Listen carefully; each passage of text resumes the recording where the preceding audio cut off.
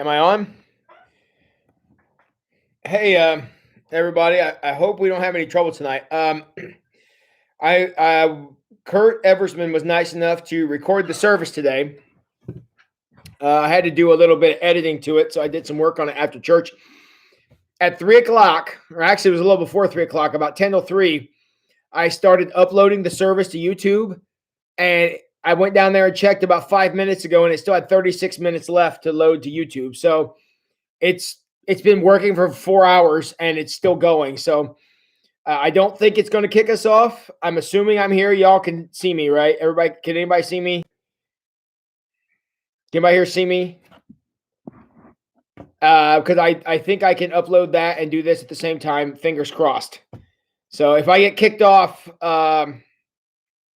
I will start another one and we'll jump into that one. But I'm hoping that don't happen because it's been working for 4 hours. I didn't want to stop it. So, okay. Hey, well, then while we're waiting around here for a few more people to log in, let's do some shout outs. Our winner of the first comment tonight is Eric Gurman. Nice to see he and Laura and his kids at the service today. So, Eric, thanks for coming out. It was great to see you in person. And hi, Christina. Sorry you weren't able to be with us this morning. It was a beautiful morning, no doubt about it. I don't know that we could have had any better weather. So thank you to all of you who came out to be a part of it. It was kind of a trial run. Any of you who were there, I'd love some feedback as to what you thought. Hi, Tina Bird. It was good to see you and Mike here this morning. Hey, Dave Jessen. Amy, how are you? Hi, Sherry and Daryl. Sherry showed up this morning, and she carried some really heavy stuff. I was super proud of her, and she did a good job. So good. Hi, Miriam. Hey, Scott Moran. It was good to see you and Jan here today, too. And you got to meet the Gurmans. Sue said she introduced a whole bunch of you. It was, I think it was you guys and the Gurmans and somebody else. She said she was introducing people who didn't know that they knew each other from here, how super cool is that? So, hey, Teresa Bitters. Teresa Bitters actually is going to win my favorite person of the night. And why did she win that? Because she bribed me. She bribed me with gifts. I'm very shallow and can be easily bribed with gifts. And this is what she brought me. Look at that. It's got the bat. It's got the Batmobile there. And so Teresa means anything that she says in the chat tonight will be deemed correct and smarter than anyone else here because she bribed me to say that. And because that's how I roll. And I appreciate that, Teresa. So thank you. Let's see. Tina enjoyed the service. All I said was let's do it. That was about 100% of my contribution. So Josh and the band just destroyed it. They were just awesome. Mark Bird, our new sound guy, he was the guy that deserves all the props today because we couldn't have done it without him. So hey, Cheryl and Eric and Scott saying hi to each other. Hey, Linda, glad to see you guys here today. Matt enjoyed the service. Matt, appreciate your help in directing traffic. Hi, Amy. And I look in deep thought. Now I look tired in that thumbnail. Hey, Nikki. How's life up in Lima? Hope you guys are doing well. Sherry and Daryl are in the house. Eric says, it looks like I'm ready to conquer the world. Even tired, I look that way. That's cool. Amy said I look serious. I wouldn't know what I look like being serious. Hi, Angie Myers. And Teresa and Nikki are giving hugs to each other. Hey, Scott, Miriam. Hey, Margie and Doug. Glad to have you guys in the house tonight. Margie, I have half of your kitchen utensils here on my shelf, so remind me to give those to you sometime. Hey, Bill Haar. Matt, we did have a blast, and we are going to do it again. We're definitely planning for a outdoor service too. This time it's personal outside next Sunday. So it will be very, very similar to what we did today. So stay tuned for details for that. But it was definitely a winner this morning. Thanks, Teresa.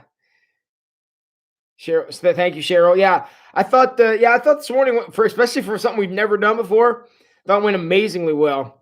And Jeremy, how you doing, buddy? It was good to see you here today, and you coming out tonight. Hey, Marge Tangeman. Joyce Koenig says she enjoyed both services. Daryl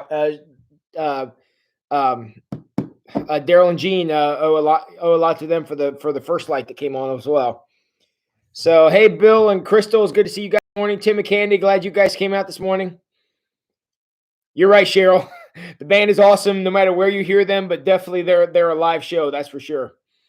Hey, Beth Reedy, good to see you. And Trina and Dennis are in the house. Well, my friends, it is my desire that every night that we're together, we always hear from God. However, tonight we are literally going to hear from God.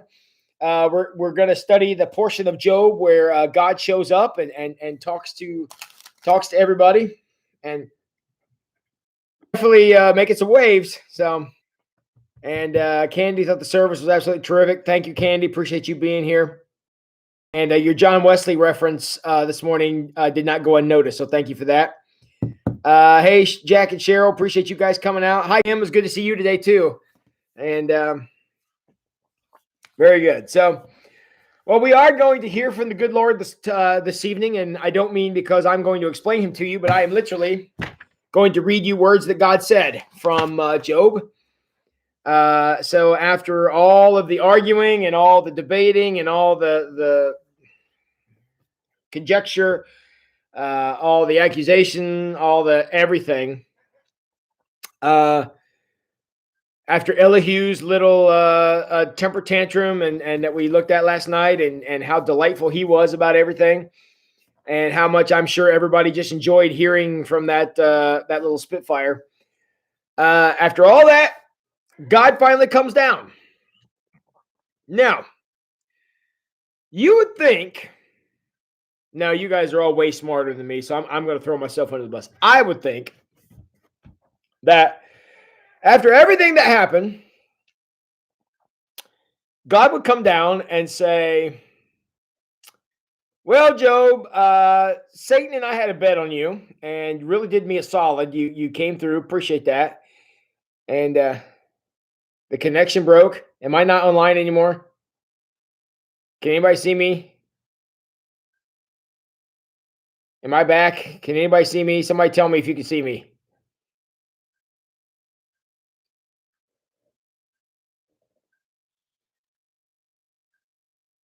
I wonder if the guys on the water tower went to church with us too. Yep, they probably did if they were up there. Yeah. Okay, I just came back. All right, what was I talking about when I left? What you heard about that? I was just saying some really incredibly insightful stuff, and I'm sorry. All right, well, I was talking. I don't know what you all heard, so I guess I have to start over with that. Oh gosh, that was a long time ago. Wow, a lot has happened since I took a drink. Oh geez, this stupid connection. All right, well, I've been here the whole time, so let me go back and say something here. I have no idea where I was at then. All right, basically, I don't know what you've heard. Basically, what I want to say is you would think that after everything that's happened to Job, I mean, we've talked about it at length, and talked about everything that happened with the all the bad stuff, and there was plenty of bad stuff that happened. You would think that God would come down and say, well, Job, I had this bet with Satan, and I appreciate you doing me a solid, and you really came through for me, and you know help me put Satan down, and I appreciate that, and yada yada yada, this and that and the other. God don't bother to say none of that. You know, that's right, Matt. I had some awesome parking guys today. There's no question about that. But God doesn't say any of that. God makes no attempt to explain anything. And we'll speculate as to why that is. But let's look at what God actually does say, and then we'll go from there. So, all right, I'm gonna take another drink. I hope this doesn't crash everything.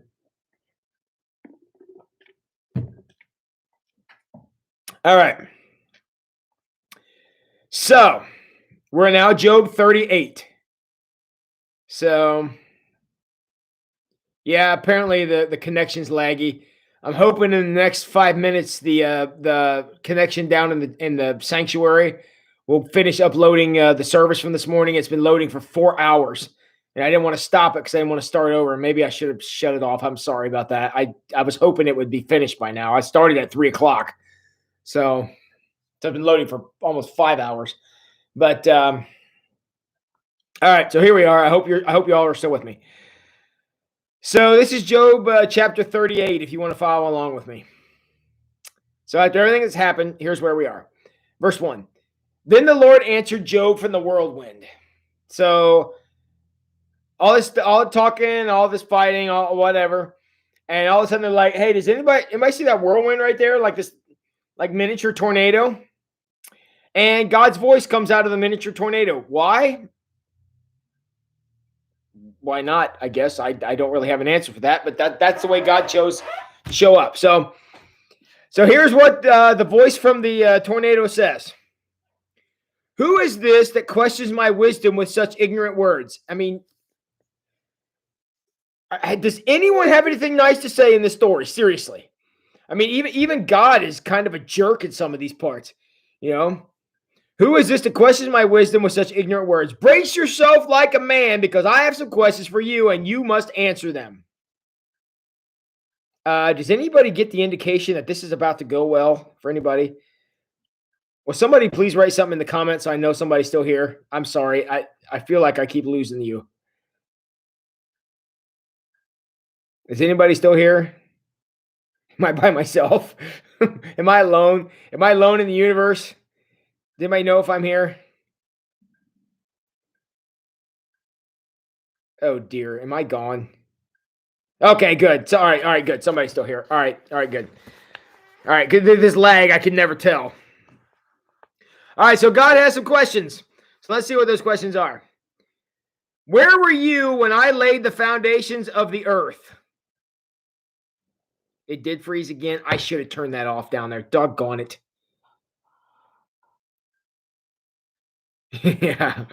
Yeah, Margie, I hope the good Lord's always with me, even if the internet is not. So now my voice is not matching up. That's fabulous. That should be done loading down there in the next few minutes. So if it doesn't kick me off, the connection should get better. Okay. All right. I'm gonna go on, and if for whatever reason I disappear again, somebody call me and tell me. Okay. All right. Here we go. Where were you when I laid the foundations of the earth? These are God's questions. Tell me if you know. Who determined its dimensions and stretched out the surveying line? Who supports its foundations and laid its cornerstone? As the morning stars sang together and all the angels shouted for joy, who kept the sea inside its boundaries as it burst forth from the womb? And as I clothed it with clouds and wrapped it in thick darkness. For I locked it behind barred gates, limiting its shores. I said, this far and no farther will you come. Here your proud waves must stop.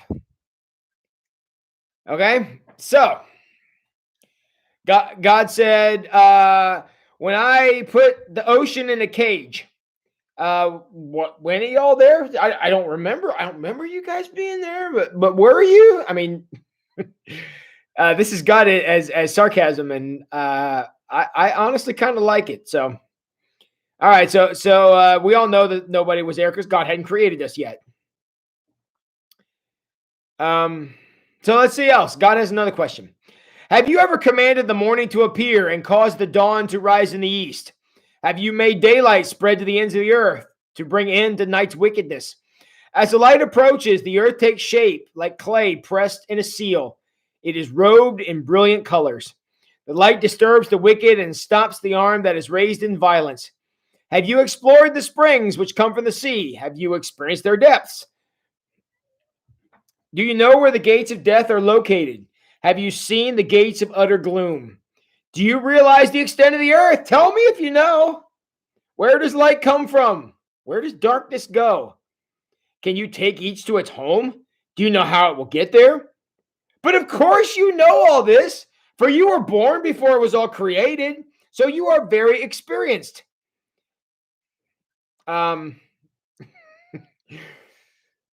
Anybody ever thought of God talking in this way? Now, we may have perceived of God in this way, But is this kind of the way any of you thought God would talk? I mean, can you take darkness by the hand and walk it to its home? I mean, I can't say I've ever done that, but uh, God's like, well, come on, guys, you want to make something of this? So let's do this. Okay. Verse 22. Have you visited the storehouses of the snow or seen the storehouses of hail? I've reserved them as weapons for time of trouble, for the day of battle and war. Where is the path to the source of light? Where is the home of the east wind? Who created a channel for torrents of rain? Who laid out the path for the lightning? Who made the rain fall on the barren land, in a desert where no one lives? Who sends the rain to satisfy the parched ground and make the tender grass spring up? Does the rain have a father? Who gives birth to the dew? Who is the mother of the ice? Who gives birth to the frost from the heavens? I mean, who let the dogs out, right? I mean, he's just running down the whole list here of who does all this stuff. Gosh, who makes the sun come up and who makes it go down, and who holds the ocean in the right place, and where does rain come from and dew from the ground, and did anybody around here know where this comes from? I mean, I'm serious. Has anybody seen where the darkness went? I mean, God is comedian, friends. It's not an image we get very often in the Bible, but I'm going to have to be honest with you. I don't know that I want to trade places with Job or any of his buddies who are there, but I kind of like this. I'm kind of okay with this because it's a very good question to ask. Where were you when all this stuff was going? Oh yeah, I hadn't made you yet. My bad. That's my bad. You just got to appreciate God, and we all love God and we serve God and we're faithful to God, so on and so forth. But when God gets ready to throw down, there ain't nobody does it better. So, all right. And unfortunately, God's not done. So, verse 30. For the water turns to ice as hard as rock, and the surface of the water freezes. Can you direct the movement of the stars, binding the cluster of the constellations, Pleiades, or loosen the cords of Orion? Is it Pleiades? What's the constellation? Pleiades. It's a constellation that I've heard. I've recognized the name. I don't know if I'm saying it right, but I know Orion. We all know Orion's belt. Can you direct the sequence of the seasons or guide the bear with her cubs across the heavens? Do you know the laws of the universe? Can you use them to regulate the earth? Can you shout to the clouds and make it rain? Can you make lightning appear and cause it to strike as you direct? Who gives intuition to the heart and instinct to the mind? Who is wise enough to count all the clouds? Who can tilt the water jars of heaven when the parched ground is dry and the soil has hardened in the clods? Who can stalk prey for a lioness and satisfy young lions' appetites as they lay in their dens or crouch in the thicket? Who provides food for the ravens when their young cry out to God and wander about in hunger?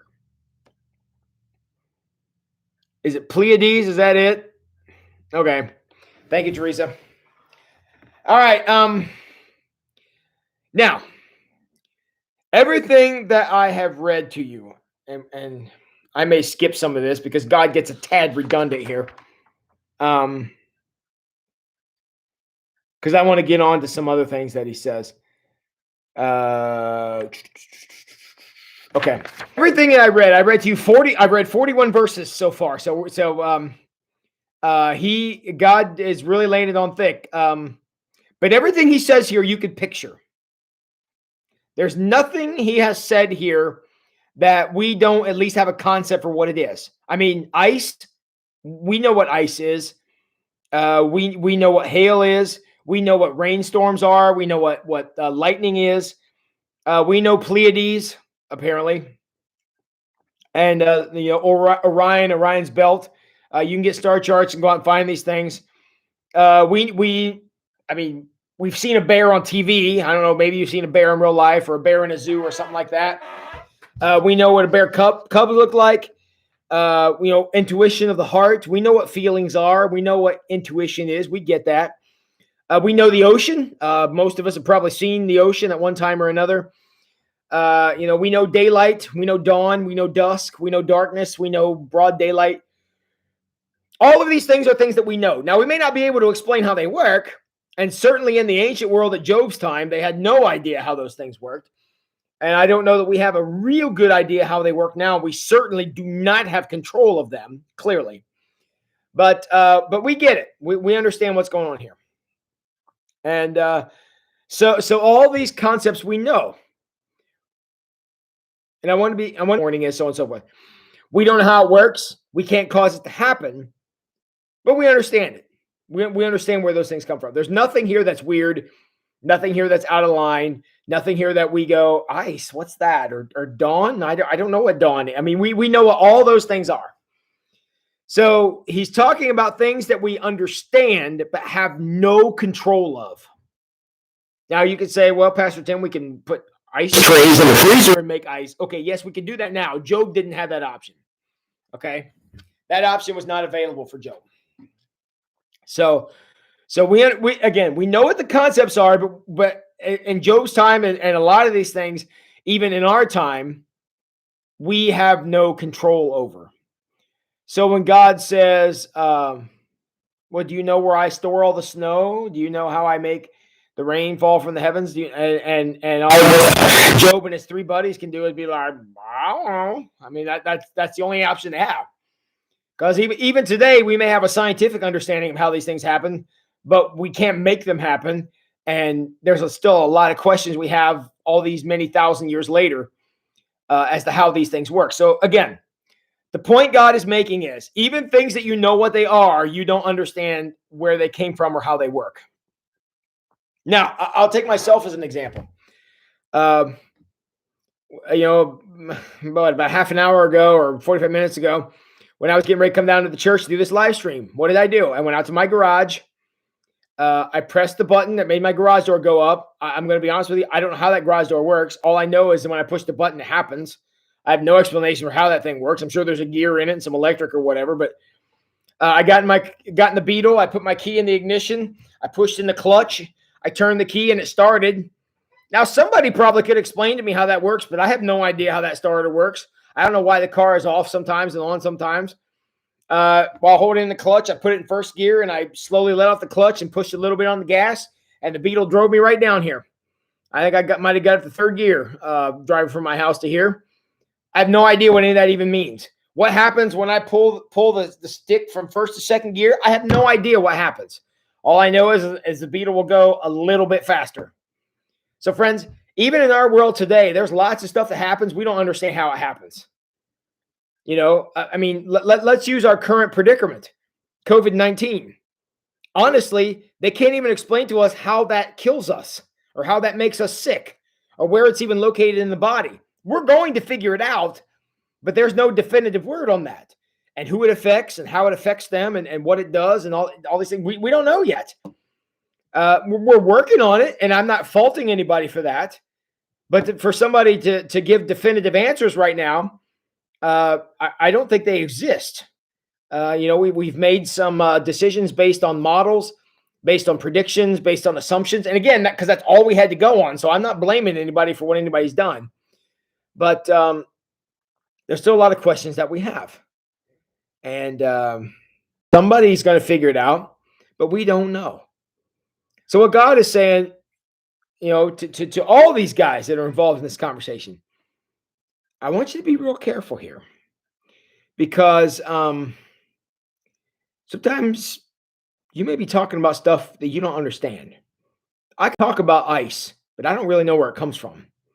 I could talk about rain, but I'm not sure why it falls here and not there. I don't know why the sun comes up in the morning. I don't know why it sets at night. The earth rotates at exactly the correct speed to give all these things. I don't really know why that continues to happen and has happened for a long, long time. So even though I know what's going on, I don't know why it's going on. And that's what God is saying. Yeah, you guys know some facts. Yeah, you guys know some stuff. Yeah, you guys are pretty bright. You're pretty sharp. But don't get too big for your britches here, guys. Because I'd like for you to explain to me how you keep the ocean inside of its boundaries. Anybody like to take that one? Anybody here? You know, why does there when it started? Why don't you go ahead and explain it to me? I'm just curious. Reminds me of a joke I heard a number of years ago. I don't know if I'm allowed to tell a joke, but it's my live stream, so I'll tell one if I want. I always think this joke is funny, but if you don't, I apologize. So, nope. Does that mean I can't tell the joke, Matt? Because I really want to. You're probably not gonna think it's funny, but I always think it's hilarious. There's a group of scientists who have decided that the world no longer needs God. So they're kind of like, God, we appreciate all you've done, and you've gotten us this far, but we've kind of got this all figured out now, and we don't really need you anymore. You can go ahead and take the rest of the time off. We'll take it from here. God's like, really? Okay. I tell you what. You guys, if you could perform one task for me, then I'll let you go. I'll let you do whatever you want, but you got to be able to do this one thing for me. Well, scientists were like, well, heck yeah, we can do one thing. Just tell us what it is. God says, I'd like for you to form a person out of the dust of the earth. Can you do that for us? Scientists huddled around and they talked amongst themselves. They tried to say, God, we think we can do that. We think we can form a man out of the dust of the earth. God said, okay, we'll go ahead and try. So they talked about themselves, and they reached down and picked up a handful of dirt, and the guy goes, hold on. Get your own dirt. I don't know. I think that joke is great because it speaks to the underlying assumptions that we all make. And I think that sometimes we think we may have stuff so figured out, but what we don't give credit to is we're still working with God's laws, and we're still working with God's parameters and his boundaries and his teachings and the way he does things. Yeah, we understand some of the science of it better today than we ever had before, but we still are struggling with some of these same questions that God asks here a couple of thousand years ago. We think we've got it all figured out when we're only making assumptions based on the physics and the laws that God put together. And when we start thinking that we don't need God anymore, it's kind of like the 5-year-old who says, I don't need to live at home. I'm going to move out on my own. And everybody's like, wow, okay, well, let's see how many minutes that lasts, right? So, and that's where we're at. And that's where God's at. He said, you guys are pretty bright. I've listened to this conversation, and you've said some somewhat insightful things, but you got to realize y'all are still playing in my playground. And I'm the one that set the playground up, and it's my monkey bars, and it's my teeter-totter, it's my swings. And you guys are just trying to explain how they work, and you think just because you can explain it, now you can own it. That's not really how this works. And so don't be thinking you're more than what you are, because I would like for you to, if you think you got it all figured out, why don't you go ahead and explain why you are so confident the sun's going to come up tomorrow? Where does that confidence come from? It comes from God. And that's the point that he's making. Now, God goes to a second chapter, and I'm not going to go to that because I've already burned up too much time on this. I would like to. Where do I want to skip to? I want to skip to Job 40. So we're going to skip 39 just because 39 is basically, it's a whole list of questions, very much like Job 38. And not terribly helpful for what we're doing. All right, Matt, welcome to the joke. I'm glad one person got it. Thank you. Out of 36 of you are here. Matt Clements, you're my second favorite person tonight. Thank you.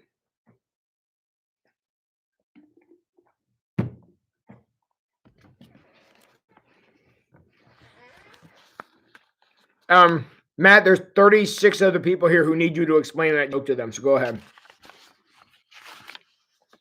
All right, let's look at Job 40. Because here in Job 40, he's going to go on and talk about things more than, the dawn and the dusk and ice and all these things. All right, Job 40.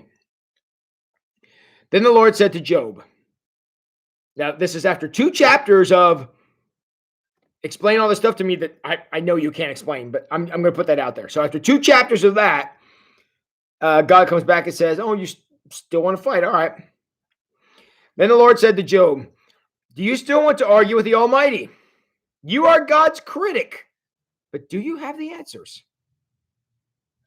Then Job replied to the Lord, I am nothing. Job said that. Eliphaz didn't say that. Bildad didn't say that. Zophar didn't say that. Elihu didn't say that. Job said that. The one guy who this entire time has been saying, I did not break God's law. I don't deserve what has happened. God came down and said, don't get too big for your britches here, boys. And the only one to respond to that is Job, who now says, I'm nothing. I still didn't do anything wrong, but I'm nothing. Okay? Verse 3, then Job replied to the Lord, I am nothing. How could I ever find the answers? I will cover my mouth with my hand. I have said too much already. I have nothing more to say. That's a pretty humbling statement. Don't you think? He fought tooth and nail with the three friends, Eliphaz, Bildad, and Zophar. God comes down, asks a handful of questions, and Job's like, I'm out. I'm out. Pretty humbling. Pretty humbling. I don't want to say Job got his bluff called, because I don't think he's bluffing. And I don't think that Job has any interest in fighting with God. His interest is to defend himself against these three people who came to comfort him and failed miserably. So Job hears from God. God basically, what's the word? I don't want to say humiliates, because I don't mean that. I mean something more along the lines of just helps Job understand that, you're not all that. You're not all that you think you are. You don't have all this understanding. What you're doing is you're basically understanding truths I gave you. And if I didn't give them to you, you wouldn't even have those. So Job kind of gets reminded of his place in the universe. And that's right, Teresa. God set him straight. And let me tell you something. God's amazingly good at that. So Job basically says, I'm out. I'm not fighting. I'm willing to fight with these jokers, but I'm not fighting with you. Verse 6, then the Lord answered Job from the whirlwind, brace yourself like a man, because I have some questions for you and you must answer them. Job's got to be going, oh, for heaven's sake. I just went through 2 chapters of this and got a humongous F on this test. Do I still have to do more? And the answer is, of course you do. Okay, so verse 8, will you discredit my justice and condemn me just to prove you are right? Are you as strong as God? Can you thunder with a voice like his? All right, put on your glory and splendor, your honor and majesty. Give vent to your anger. Let it overflow against the proud. Humiliate the proud with a glance. Walk on the wicked where they stand. Bury them in dust. Imprison them in the world of the dead. Then even I would praise you, for your own strength would save you. If you could do all these things, you could save yourself. If your voice could thunder, sound like thunder, and you could, crush the evil, and you could do all these things. Tim Dickey says, what else could he say? Trying to understand the infinite with a finite brain is an exercise in futility. Amen, my brother. And Job knows it. Job's like, I don't want no part of this. I'm out. I'll fight with these guys. I ain't fighting with you. And that's a pretty good position to take. Now, interestingly enough, God's about to take this to another level. He went through a couple of chapters of, you may know what happens, but you don't know why, and you don't know how it happens, which is great. And Job certainly concedes that point. Yep, God, you got me. I'm out. But now God's going to take things in a different direction. Now listen to this next thing. I'm in Job chapter 40, verse 15. Take a look at Behemoth. Anybody know who Behemoth is? And I know that some of you are getting ready to type a dinosaur in the comments, because that's what many people have heard. I don't know that Behemoth gets described, but I do know the Leviathan, we're going to read in the next chapter, gets a description. And his description sounds a lot like what we perceive as a Baronosaur. Am I telling you it's dinosaurs? No, I'm not. I would tell you to think of these things. It's probably going to upset some of you. Stay with me. I'm going to make this make sense. I would tell you, okay, possibly an elephant or hippopotamus. An elephant, it's actually much bigger than that. I would say more like dragon, or more like King Kong, or more like Godzilla. This is a chaotic monster, devastating, powerful monster that came from the folklore of the time. What God is saying here, he's just went through all this thing saying, all this stuff that you understand, I'm dealing with all the time. The sun coming up, the water, the rain, all this stuff all the time. I'm dealing with this all the time. But you know what else I got to deal with? A behemoth. You know what that is? It's bigger than you. It's something huge. Something, and if I don't keep this behemoth under control, this thing that you don't even understand, it will destroy the world as you know it. But the only reason it doesn't is because I keep it away from you. I protect you from it. This Godzilla, this terrible monster, this dragon, whatever it is, these chaotic forces, this bad energy, whatever you want to call it. If I didn't keep this thing under control, it would destroy you. It is so powerful that you wouldn't even have a chance against it. How do I know that? Verse 15, take a look at behemoth, which I made just as I made you. It eats grass like an ox. See its powerful loins, the muscles of its belly, its tail as strong as a cedar. The sinews of its thighs are knit tightly together. Its bones are tubes of bronze. Its limbs are bars of iron. It's a prime example of God's handiwork, and only its creator can threaten it. Right there. Crocodiles, elephant, hippopotamus, those are fearsome animals. I'll give you that. When I'm walking out to the Beetle after this is over tonight, getting ready to drive home, I do not want to meet a crocodile. Okay, I don't want to do that. I don't want there to be a hippopotamus standing out there because I don't want to get killed tonight. Okay, so I'm not disputing those are fearsome animals. However, properly equipped with the right weapons, the right armor, I could kill any one of those animals. I could kill an elephant. I could kill a hippopotamus. I could kill a crocodile. Not with my bare hands. But if you arm me with firearms and protective equipment that's powerful enough, I could take on one of those animals and beat them. It's been done before. Crocodiles are not invincible. Elephants are not invincible. Hippopotamuses, if that's a word, they're not invincible. Okay? They can be destroyed or killed in the right thing. This behemoth, whatever it is, this grass-eating, powerful muscles, iron limbs, bronze bones, muscular belly, tail like a cedar tree, it says only its creator can threaten it. Whatever this creature is, it is so powerful and so fearsome that if God did not control this thing, it would destroy us. And we could have no hope of stopping it, even if we had a tank, even if we had a nuclear warhead. This thing could not be stopped. Now, here's the thing. We all want to explain what that is. Well, he's talking about Bigfoot, or he's talking about the abominable snowman, or maybe it's a Loch Ness monster, or maybe it's, who knows what it is. What I'm telling you is, it is a threat that we can't understand. It's a threat beyond our comprehension, but it is a dangerous threat nonetheless. And we think that we look around the world and we see famine and we see war and we see sickness. Those are dangerous things, and we understand what they are, and we pray that God protects us for them as well. We should. I'm all for that.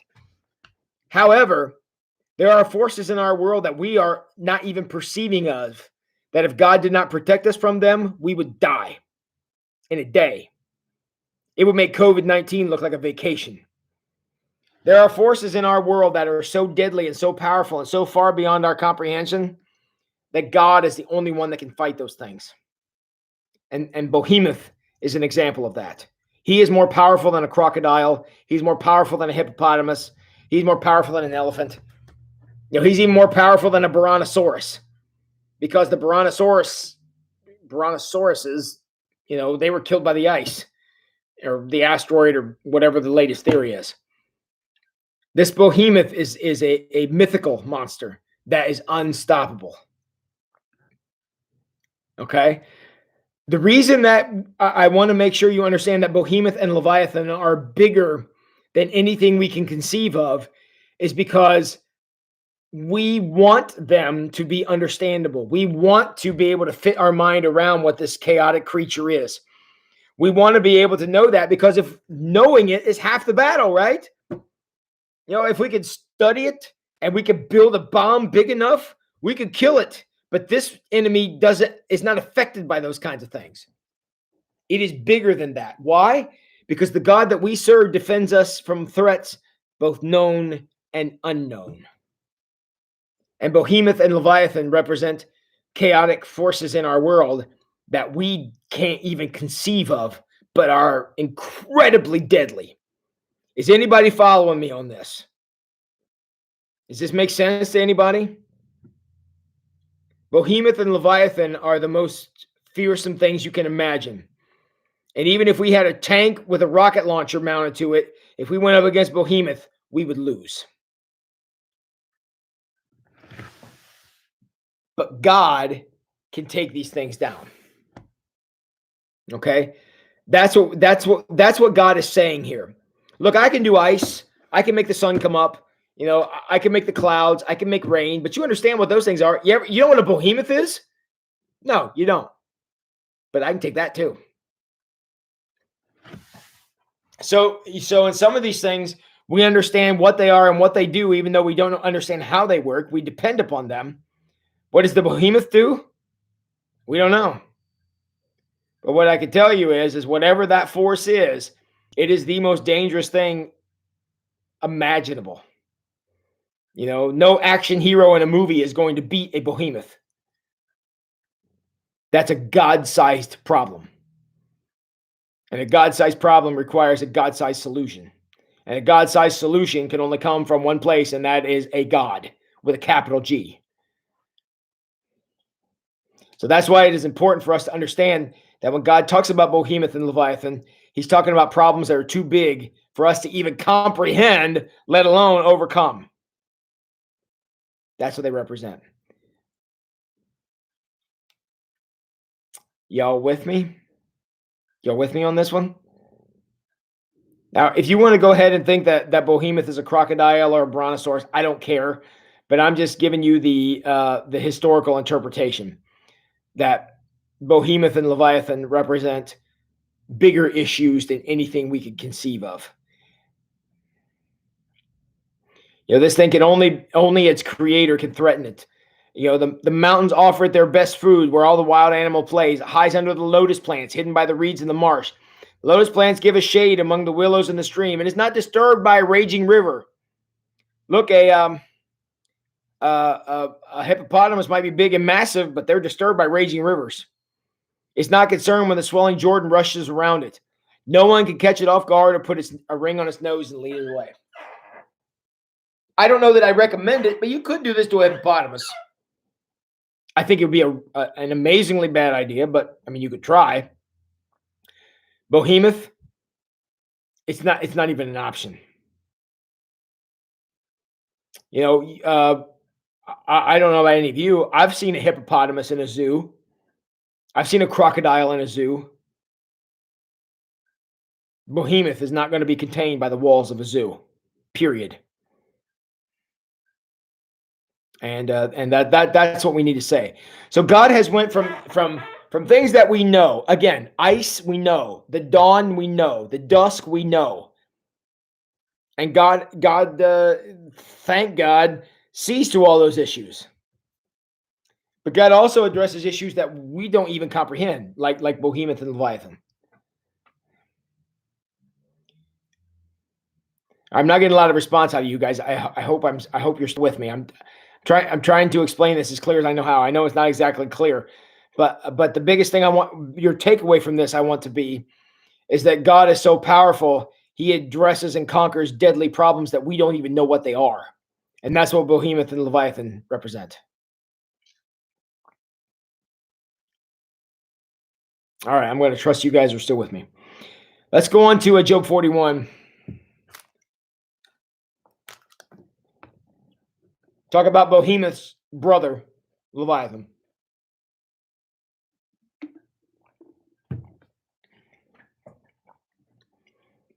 Verse 41. Can you catch Leviathan with a hook or put a noose around his jaw?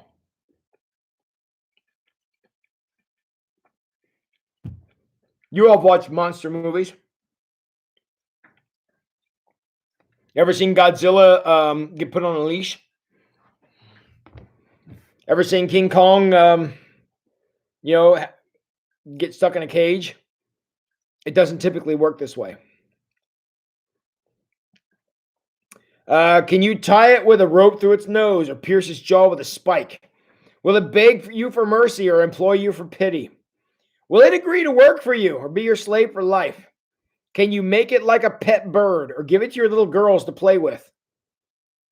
Yeah, I mean, here, sweetie, here's a dragon. Now be careful. He breathes fire. I just probably not going to want to go with that one. Will merchants try to buy and sell it in their shops? Will its hide be hurt by spears or its head by a harpoon? If you lay a hand on it, you will certainly remember the battle that follows, and you won't try it again. No, it is useless to try to capture it. The hunter who attempts it will be knocked down. And since no one dares disturb it, who can stand? If no one dares to disturb it, meaning Leviathan, who then can stand up to me? Who has given me anything that I need to pay back? Everything under heaven is mine. I want to emphasize Leviathan's limb and his enormous strength and graceful form. Who can strip off its hide? Who can penetrate its double layer of armor? Who can pry open its jaws? For its teeth are terrible. Its scales are like rows of shields tightly sealed together. They're so close that no air can get between them. Each scale sticks tight to the next. They interlock and cannot be penetrated. When it sneezes, it flashes light. Its eyes are like the red of dawn. Lightning leaps from its mouth. Flames of fire flash out. Does this sound like a crocodile to anybody? Smoke streams from its nostrils like the steam from a pot heated over burning rushes. Its breath would kindle coals, for flames shoot from its mouth. The tremendous strength in Leviathan's neck strikes terror wherever it goes. Its flesh is hard and firm and cannot be penetrated. Its heart is hard as rock, hard as a millstone. When it rises, the mighty are afraid, gripped by terror. No sword can stop it, no spear, dart, or javelin. Iron is nothing but straw to that creature, and bronze like rotten wood. Arrows cannot make it flee. Stones shot from a sling are like bits of grass. Clubs are like a blade of grass, and it laughs at the swish of javelins. Its belly is covered with scales, as sharp as glass. It plows up the ground as it drags through the mud. Leviathan makes the water boil with its commotion. It stirs the depths like a pot of ointment. Water glistens in its wake, making the sea look white. Nothing on earth is its equal. No other creature so fearless. Of all the creatures, it is the proudest. It is the king of beasts. And I put it on a leash. That's what God's saying. I mean, I created it. Whatever this chaotic monster is, I made it. And while it can destroy any of you that it wants, I don't let it. He stays where I put him. That's authority, my friends. That's power.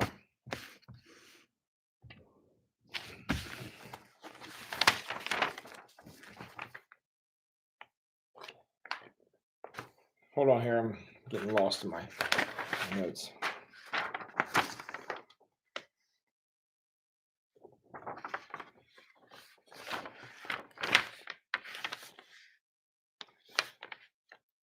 Hang on here. I got lost a second.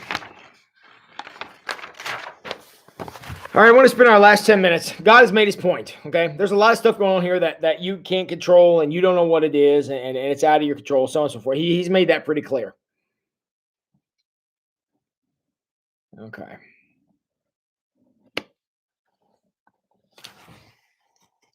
Oh no, what did I do here?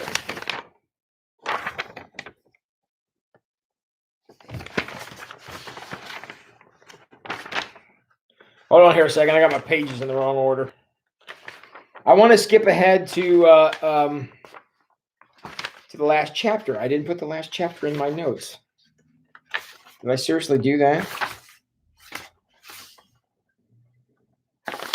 Well, I sure did. That's awesome. Let me get on here and get this. I want to go to Job 42.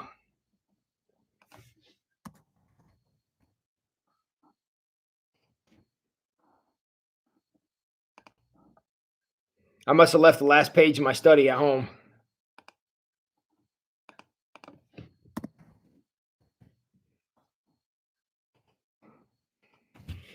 Hang on, I'm getting there. We're going to look at Job 42 here in just a second.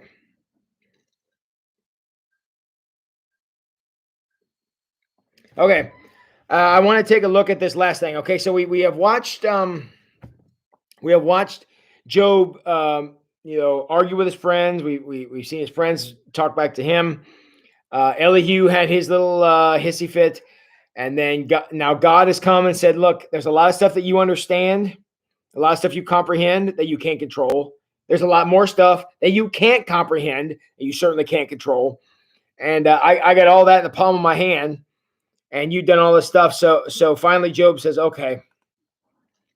And this is what he says. Then Job replied to the Lord, I know that you can do anything, and no one can stop you.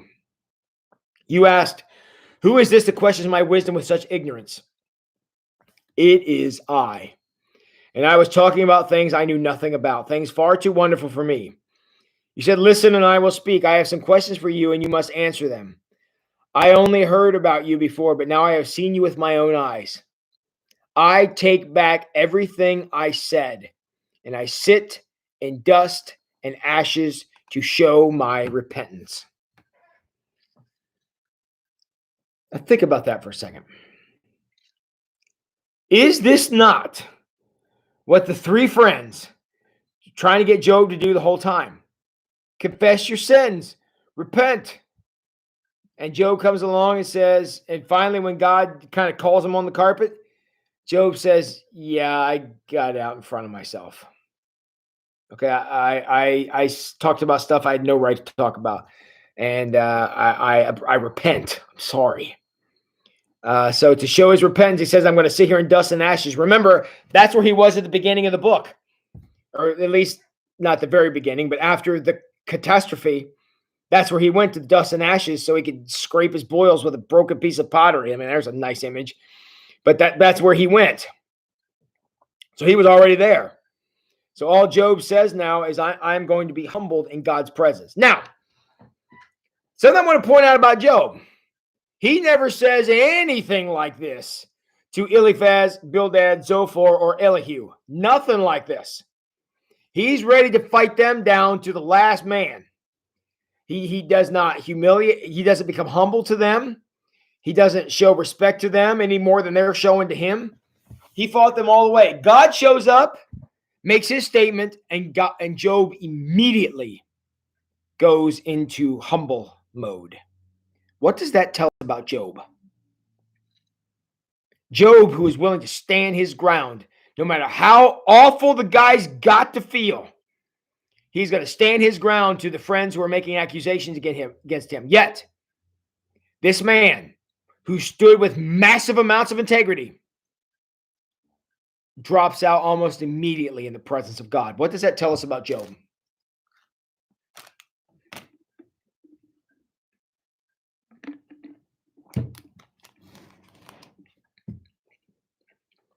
What does that tell us about Job?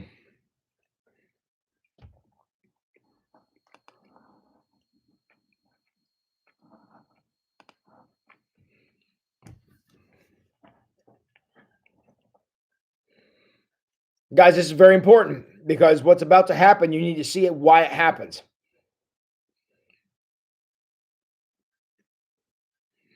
He does fear God. Okay, clearly. He has deep convictions of God. Nice use of this morning, Teresa, and that's true. He has total reverence toward God, Suze. Reverence is a very good word. He clearly has that. He has a lot of much more respect for God than he has for these other three clowns, clearly. Anything else you guys want to add? Does he have humility before God? You know, because I mean, it's no holds barred against the other guys. So it's not like Job is a pushover. He's not a dish rag. He fights, I mean, pretty viciously to the other guys, but to God he does not. Yeah, he knows where the power lies, and God made that abundantly clear in what he had to say. So yeah, he thought it was correct. A lot of humility there, sure, and you know, Matt, you're right. You know, he still maintains his integrity, but he says, "I'm not gonna give it up to you guys. I'm not gonna give this up fighting with you guys. However, if God wants to make something of it, I'm out." So smart guy.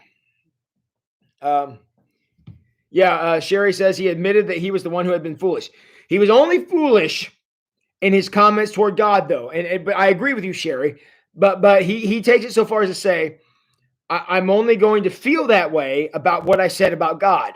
What I said about these guys, I'm sorry about none of that. And he shouldn't be. And the lesson here is, friends, is you can be a humble person.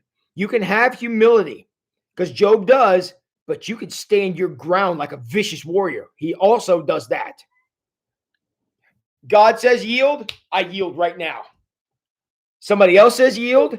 If that ain't God's will, forget it. I'm out. Appreciate your time, though, right? Job takes God very seriously, Eric. You're absolutely right. He takes him so seriously that he approaches God with humility and unconditional faith, just like Tim says. That's exactly correct. And so understand what you want you to understand is Job is only defending himself against his human accusers. He didn't have any desire whatsoever. If God, hey, look, I'm not gonna confess any wrong if I didn't do anything, and I'm gonna go ahead and stand my ground, and I'm gonna speak my piece, and you guys aren't gonna talk me out of it. However, if God wants to come down and say, Job, you messed up, poof, I messed up, I'm done, I'm out. That is a very, very special kind of humility, and something that we would do well to learn from. Now, interestingly enough, God comes down, makes this whole statement that I've done my best to try to explain to you. Everybody heard it, including Eliphaz, Bildad, and Zophar, including Elihu, including all the people who were witnessing this debate. Everybody saw the tornado. Everybody heard the voice. Everybody heard what God had to say. Job is the only one who said, yeah, all right, I'm out. I'm done. Now, we don't know what they said, but we don't have any recorded statement from Eliphaz, Bildad, and Zophar. We don't have anything from them. And I needed to make that very clear before I read this next part. All right. I take back verse 6. This is Job speaking. I take back everything I said. I sit in dust and ashes, show my repentance. Okay. Verse 7. After the Lord had finished speaking to Job, he said to Eliphaz the Temanite, I am angry with you and your two friends.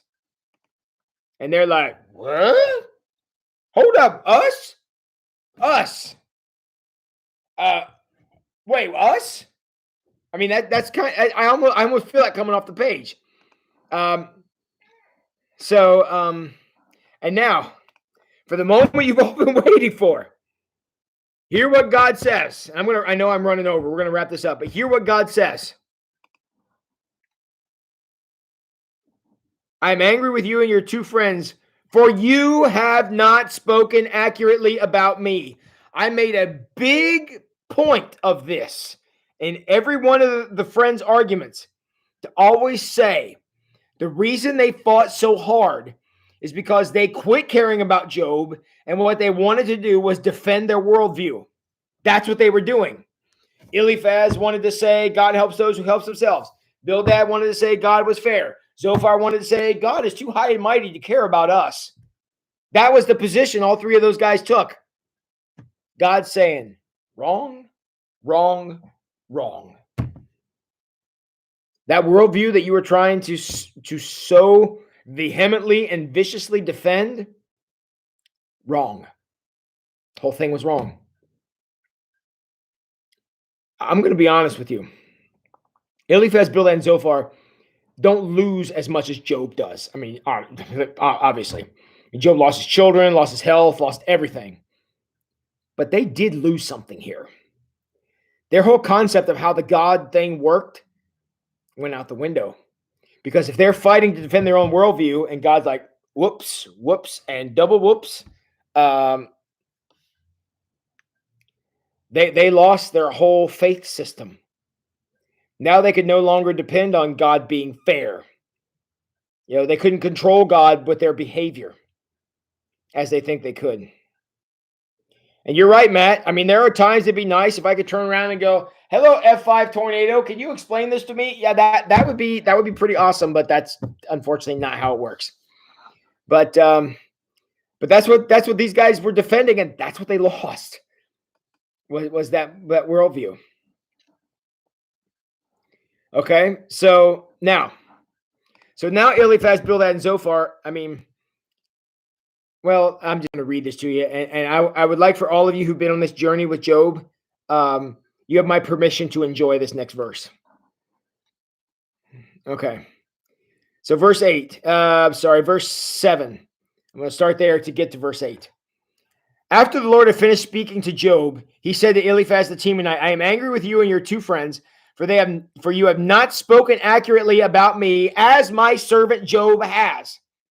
Friends were wrong. Job was right. So, verse 8. So take 7 bulls and 7 rams, go to my servant Job, and offer a burnt offering for myself.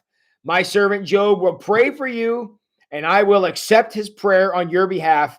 I will not treat you as you deserve, for you have not spoken accurately about me as my servant Job has. How do you like that? I'm not going to be fair. I am not going to be fair because you guys messed up. You sinned. You stepped out of line. And I'm not going to be fair. I'm not going to do the fair thing. If you go to Job, confess the wrong that you did, take a sacrifice, Job will pray on your behalf. I'll accept his prayer, and I will not allow fairness to force me to destroy you. You're welcome. Friends, that's what it feels like to get put in your place. You know, the guy that you were trying to convince was a sinner and ought to just curse God and die. Remember him? Well, now the only way you're getting out of this predicament is if he prays for you. Nothing like driving the point home, right? So from there, I'm not going to read this because we're way over time, but I want to finish this tonight. God restores Job, gives him a bunch of stuff back, all of his stuff, gives him children. Interestingly enough, if you go read Job 42, he gets 10 more children, the same proportions as before. He has 7 sons and 3 daughters. Now, you all know, because I've told you many times, in the ancient world, sons were very important. Sons carried on the family name and so on and so forth. Interestingly, though, when Job's children are named, only his daughters are named, not his sons. That's a fascinating detail. That the fact that the sons' names are not recorded, but the daughters' names are. That almost never happens. It also says that Job gave an inheritance to his daughters the same as his sons. Again, not done. That was not done. Job obviously learned a lot about humility in this, and he was dedicated to teach it. Matt and Amy, you are correct. What you're seeing here is grace, and grace, by definition, is not fair. Then, just in case they did not get it, when God told them they were wrong, he proved it. Yeah, God likes to make, we'll say, emphatic statements at times, and clearly he made one here, and really helped them understand the error of their ways. So that's the book of Job, my friends. A little bit different kind of content than what Joseph was, But no, Cheryl, clearly not. Um, yeah, just because he got so much back doesn't mean he didn't miss what he lost. I will give you that. But so, and again, there's a big not there's a big unfairness in that. No doubt about it. More proof that God is not fair. So, all right. I hope you've enjoyed the book of Job. Again, like I said, the content was radically different than many other books of the Bible because it's more of a theological statement than it is a historical one. There's a lot of theology in this book, and it's just what makes it so awesome because we get to have conversations about God. Where in the history books, while very interesting to talk about history, it doesn't gives us a chance to talk about God nearly as much as Job does. And so, thank you for humoring me and taking this book on. And I certainly hope you've enjoyed it. The question now is, where do we go from here? Are you interested in continuing? My intention is, if I can get all y'all back tomorrow night, is we'll go back to a history book. We're going to look at Daniel because in Daniel, we're going to go back to a more historical perspective. And we get a couple of famous stories. We get Shadrach, Meshach, and Abednego in the furnace. Daniel in the lion's den. The writing on the wall, I believe, happens in Daniel. So, yeah, Tim. It is nice that he got all of his stuff back, but you're right. It would have been nice if they were there, but it made for some drama in the book. So if you guys are in for Daniel, I'll be happy to start that tomorrow night. So Daniel, the almost barbecue. Yep. So, and we'll plan to take a look at Daniel because Daniel is interesting book. I don't know that we'll go all the way through it because, like I said, the second half of it turns into kind of a book of Revelation, and it's got some really weird stuff in it. And it'd be a matter of interpretation is what's going on. So we'll kind of see where we're at. But the first half of the book is a pretty straightforward, and I'd be happy to walk through Daniel with you. I don't know that I've ever. I did a small sermon series on Daniel at Forest Park. When we used to have Wednesday night services, I did a series on Daniel, and Daniel's a lot of fun. He's a fun book. So that's what we're planning for tomorrow night. So, anybody else got anything for the good of the order here tonight? It's been a long day. I'm tired. Anybody else got anything for the good of the order? I'm sorry I ran over a little bit tonight. I got a little fired up here tonight. Suze, you're getting some props here from Jan, who appreciated the introductions today. Teresa, were you there for that Wednesday night Daniel thing that we did? That was a long time ago. So, Tina, you're welcome.